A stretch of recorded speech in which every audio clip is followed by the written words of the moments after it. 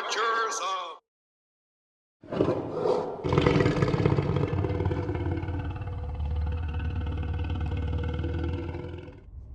Assalamu alaikum and peace. Welcome back to the channel.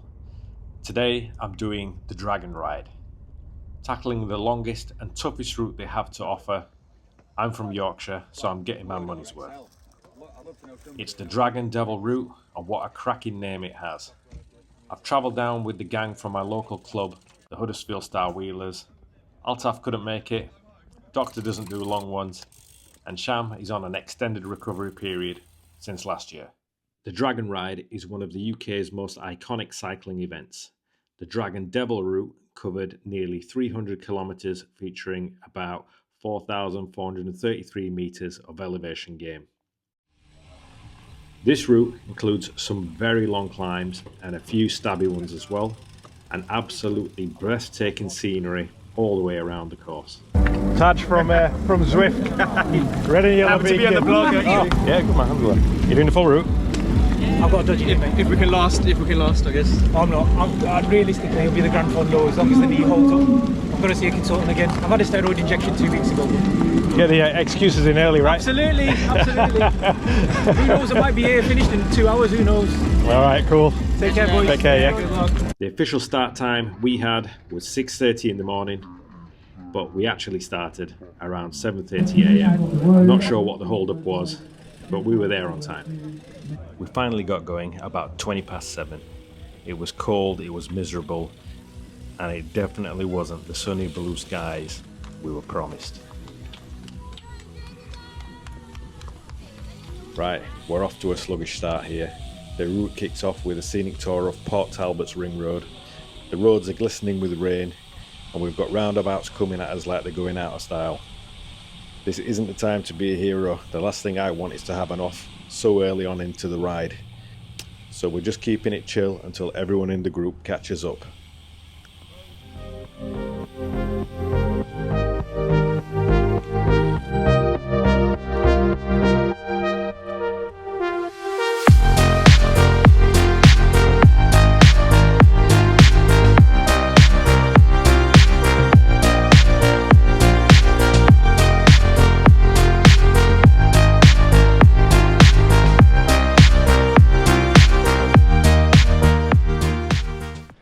It didn't take long before we started hitting some inclines. Nothing too crazy though, but enough to get the legs warmed up. On the first downhill, my cautious approach was validated, and we saw somebody take a spill on the tarmac, unfortunately. Go on, Martin! Pulling everybody along! Making some real progress as the roads dried up. Someone definitely had their Weetabix this morning, because a long train had formed behind Martin. So in a massive group, a couple of us exchanged looks, probably thinking the same thing. This isn't going to end well.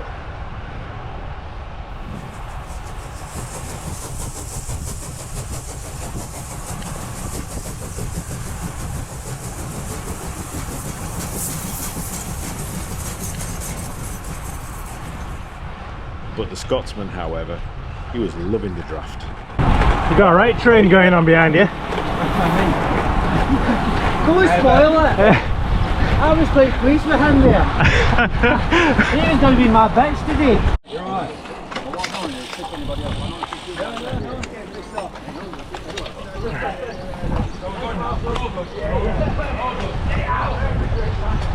Alright, let's talk about these climbs. So far, the hills have been steady inclines. Nothing too dramatic. I didn't do too much homework before the event, but I do know about the Devil's Staircase, or as Steve keeps calling it, the Devil's Pantry. Most of the climbs are long and draggy, around 5 to 6% gradients, so you don't have to go all out if you don't want to, and save your matches. I think the one that we're on now might be Glynneath Hill, probably butchered the name. It's 3.7 kilometres at 5.4% gradient, and it's the last climb before the first feed stop, about 60 kilometres in. Shaf, found one of your boys here, Shaf. How come he's doing Dragon Ride and you're not? Just crested the second climb. Next stop is feed station. Martin's still pushing the pace, look.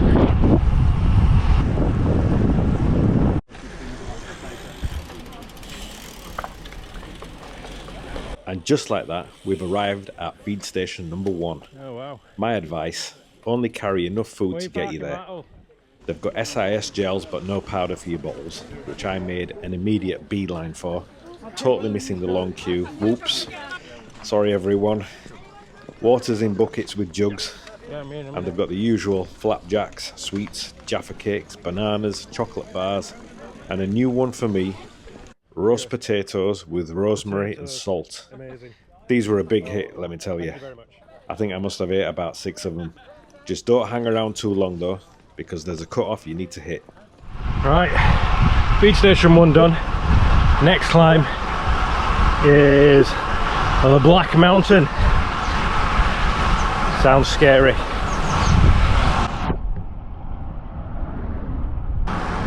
Well, I don't know why I put some cream on. See the state of it. I need to take these sunglasses off really. Steady away is the order of the day. Trust me, I know from experience. The biggest bonker going. This has got to be the Black Mountain. Brecon Beacons. Are we nearly there yet? Nearly. Nearly? Yeah, nearly.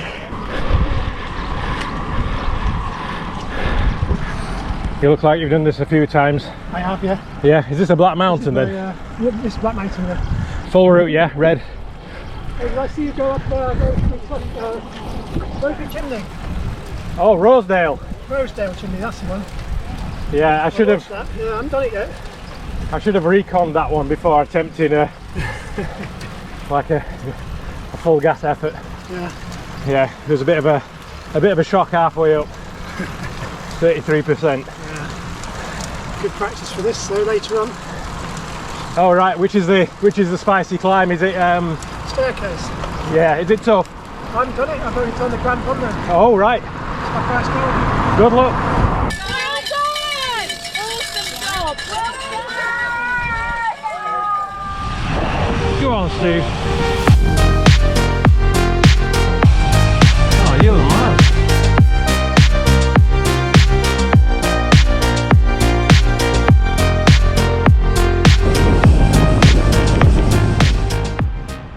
To make things more interesting and pass time, we started doing a bit of through and off.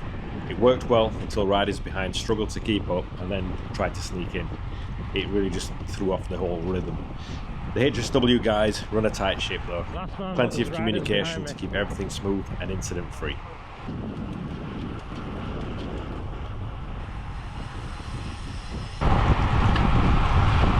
We've hit feed station 2, about 100 kilometers in, and I'm eagerly anticipating those potatoes again. I found they're great for countering the sugary aftertaste of the gels and the energy drinks. The feed station's got everything the first one did, plus tea, coffee, benches, biscuits, and a delightful new surprise. Wait for it. Cheese on toast. Who'd have thought it? I'm starting to wonder what the next feed station's going to offer. Pizza, or maybe even a doner kebab. Every feed station has portaloos and mechanics if you need them.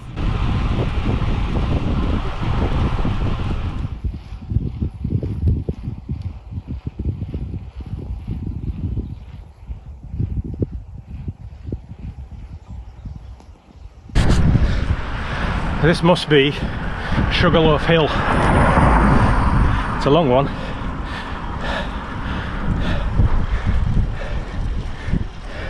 Almost at the top now. Is this Sugarloaf Hill then?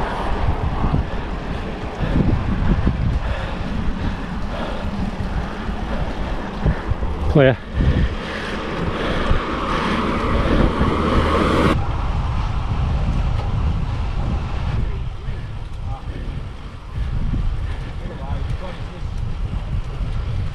Hey up mate, bloody hell quick.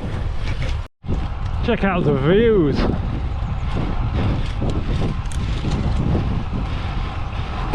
So good. I just had a flat. Kept going down. So I've had to stop. Lost the club members now. Catch them at the feed station hopefully. check it out. Warmed up as well, arm warmers are off. However, after being stopped fixing the puncture, I've been mauled to death by a group of midges. There's going to be spots everywhere now.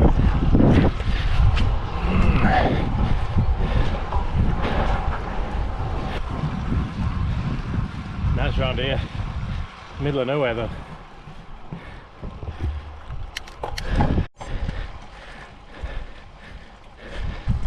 So here we are, Devil's Staircase. Don't know how much I'm going to film.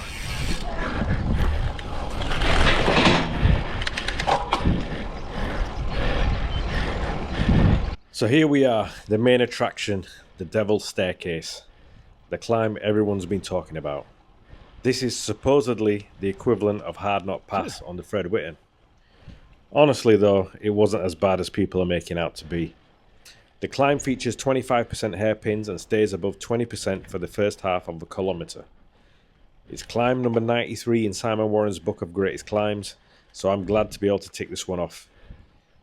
I did see a few riders step off on the way up, but if you just keep going, it eventually eases off at the top. There's about 2 hairpins in total, and thankfully the road was dry. Otherwise, it could have been pretty sketchy.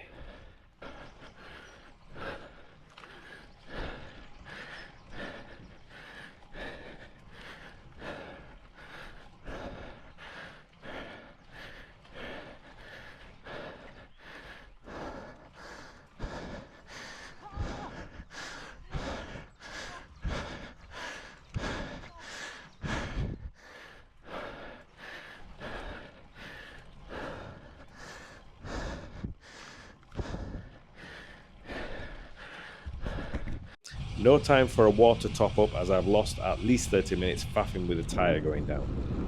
The next 10 miles after the Devil's Staircase were absolutely spectacular. Probably some of the best roads I've ridden in the UK.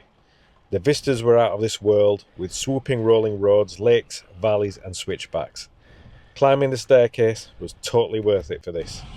However, I'm now dealing with a shifter issue.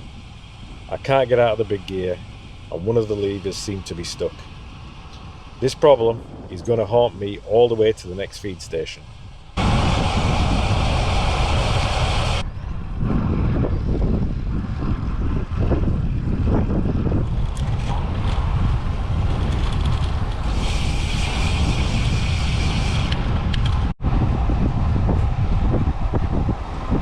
Look like you could do with some company. Seen your mate back there, he's about a mile behind. Did you see him, yeah? Yeah, his legs are gone. Did you what? Legs are gone. Yeah, what's the price? You got a puncher. Yeah. And I got a tubeless. Oh, okay. So I just sold it, so you look right the rear. Does my rear look right? It looks better than my rear. I'll pump you up at the thing, properly. Yeah, that's what I'm gonna do. Those cattle bits are savage. Yeah, that's what got me. Yeah. By now, my power has seriously dropped off. I've gone all quiet and I'm suffering for no apparent reason. I usually hit these walls on long rides for some reason, I don't know why. And I just need to really just keep plodding along, hoping for that second wind to kick in and bring my legs back to life. 132 miles in, I'm knackered. Proper knackered. Fair bit to go yet. So this is Penny Van. I'm calling it the longest climb on the planet, honestly. But what a drag.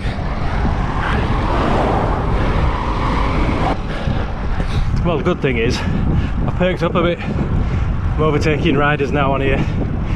Power's back up a bit. God knows what happened.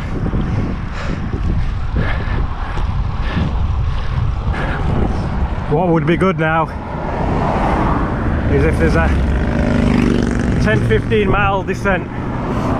That'd be amazing. Tuss. Hey.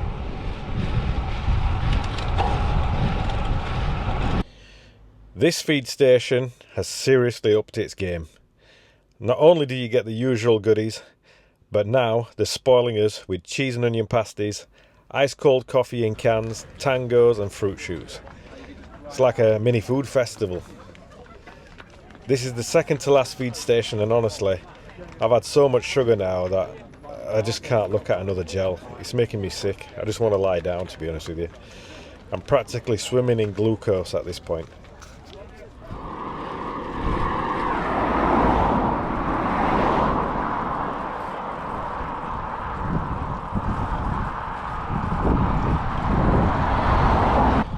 Since Penny Fan, I've got my legs back, and I don't want to risk blowing up, so I'm keeping it in zone 2.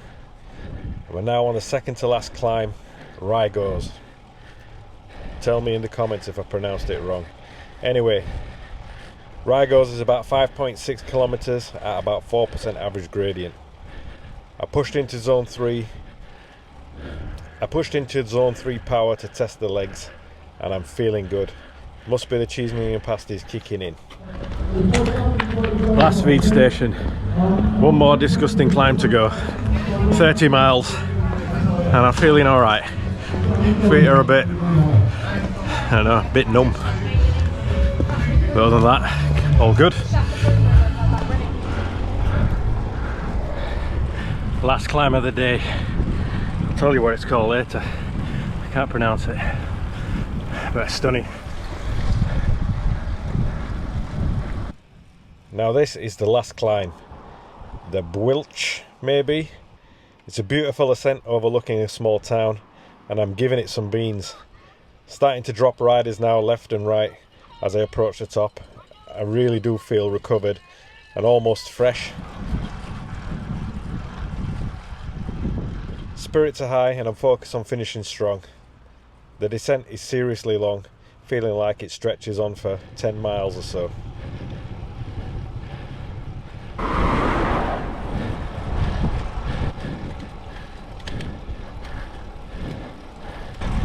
Nice bike that. I almost forgot about getting back to the starting point.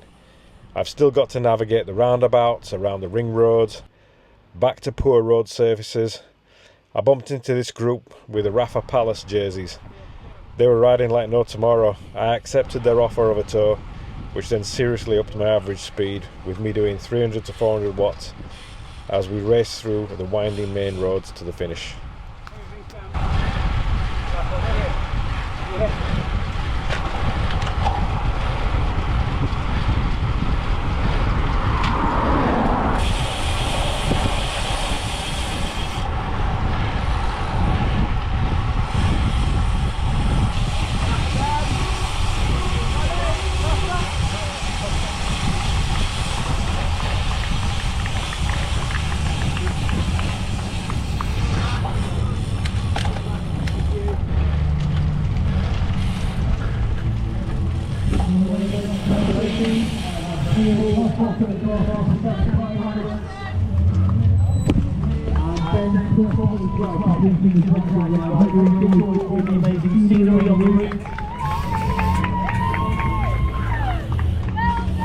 Loads of cheers for some more Dragon Slayers coming across. Well done guys, you did slay it. Dragon level medal. Cheers mate. You're welcome. Well done! Cheers guys. That sorted out the average speed, didn't it? And there you go folks, the Dragon Ride's Dragon Devil route is officially done, and the dragon's been slayed. Honestly, it probably felt tougher than the Mallorca 312 at times, mainly because of those long draggy climbs at the end. But yo, those awesome feed stations definitely sweetened the deal. Thanks for tagging along on this crazy adventure. If you're loving the journey, smash the like button and subscribe for more rides and adventures and updates. If you've got any questions about the route, shout me out in the comments below and I'll get back to you. See you soon. Peace. Facey 50s in Huddersfield. There you go, he said it, he's coming. Proper northern there. You've got to get up the climbs, haven't you? There we go, you got a rider, he's coming. Somebody told me about the Facey 50 a couple of years ago. I'm like, I'd have to work out how to route it. Yeah, I reckon it's probably about 200 miles total, isn't it? Yeah, I've done it. I've got a route, 336k. If you put it on, well, the most accurate of any route I ever put on that is on the Garmin. It's 9,300 metres of climbing. Okay. And that's a continuous route, apart from 2 of them. So Home Moss, it's just stupid going all the way over. And then Castle Hill's a car park, so you've got a U-turn. So other than that, it's properly. But yeah, 14th of September.